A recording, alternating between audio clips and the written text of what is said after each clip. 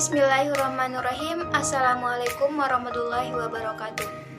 Perkenalkan, nama saya Pepin Sulistianingsih dari Prodi A1 Akuntansi kelas C.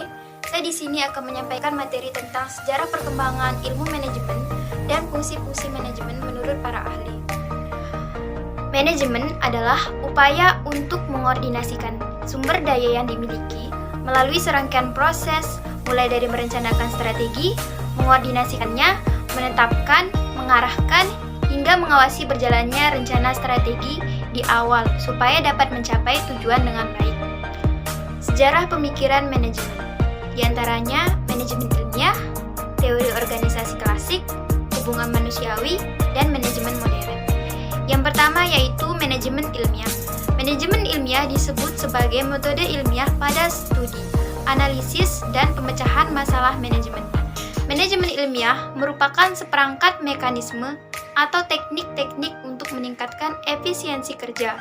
Tokoh-tokoh manajemen ilmiah yaitu Frederick Winslow Taylor, Frank dan Lillian Gilbert, Henry L. Grant, Harrington Emerson. Yang kedua adalah teori organisasi klasik. Teori organisasi klasik dijelaskan oleh Frederick Winslow Taylor yang menjelaskan tentang 4 prinsip dasar tentang efisiensi. Yang pertama, pengembangan metode-metode ilmiah dalam manajemen pada setiap pekerjaan. Yang kedua, seleksi ilmiah untuk karyawan agar setiap karyawan dapat diberikan tanggung jawab atas sesuatu yang diberikan. Yang ketiga, pendidikan dan pengembangan ilmiah para karyawan.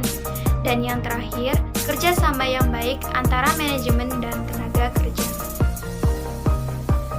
Yang ketiga ialah hubungan manusiawi. Tokoh-tokoh aliran manajemen manusiawi yaitu Hugo Masterbeck dan Elton Mayer.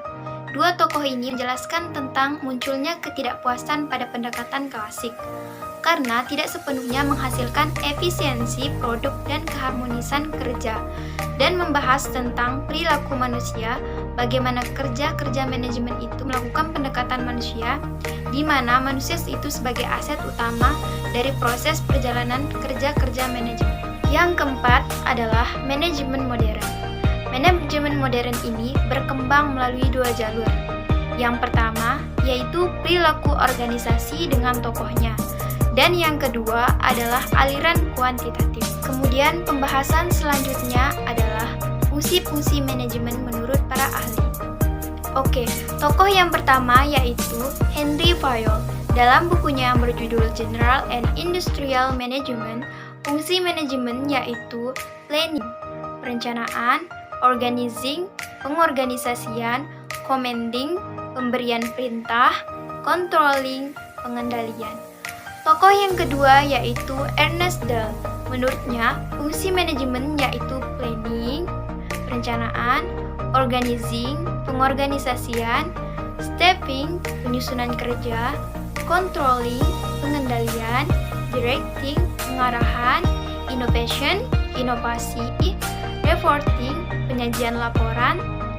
Dan tokoh yang ketiga yaitu T. Hani Handoko. Menurutnya, ada 5 fungsi manajemen, yaitu planning, perencanaan, organizing, pengorganisasian, penyusunan personalia, pengarahan, kepemimpinan, dan pengawasan. Tokoh yang keempat yaitu Cons dan O'Donnell.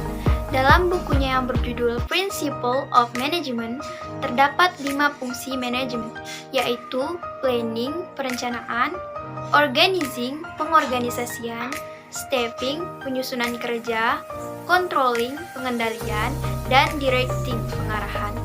Tokoh yang kelima yaitu William Newman. Menurutnya, terdapat 5 fungsi manajemen, yaitu planning, perencanaan, organizing, pengorganisasian, assembling research, pengumpulan sumber, surfacing, pengendalian, dan controlling, pengendalian. Tokoh yang keenam yaitu Deleon G.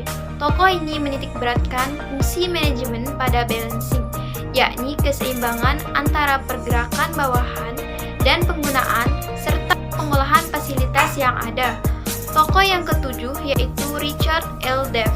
Menurutnya, terdapat 5 fungsi manajemen, yaitu planning atau perencanaan, organizing, pengorganisasian, controlling, pengendalian sumber daya organisasi, dan kepemimpinan. Dan tokoh yang terakhir yaitu Otto Reed. Menurutnya, fungsi manajemen yaitu leading dan pengarahan. Jadi, kesimpulan dari pendapat-pendapat tokoh tentang manajemen. Yang pertama, planning. Planning diartikan sebagai perencanaan dalam mengambil keputusan untuk melakukan sebuah proses atau kegiatan untuk mencapai tujuan yang akan dilakukan. Yang kedua, organizing. Organizing adalah salah satu fungsi dari manajemen yang wajib bagi seorang manajer untuk menjalankannya setelah melakukan fungsi perencanaan. Yang ketiga, actuating. Actuating yaitu kegiatan yang menggerakkan orang-orang agar bekerja sesuai dengan tugas masing-masing untuk mencapai tujuan yang telah ditetapkan. Yang terakhir yaitu controlling.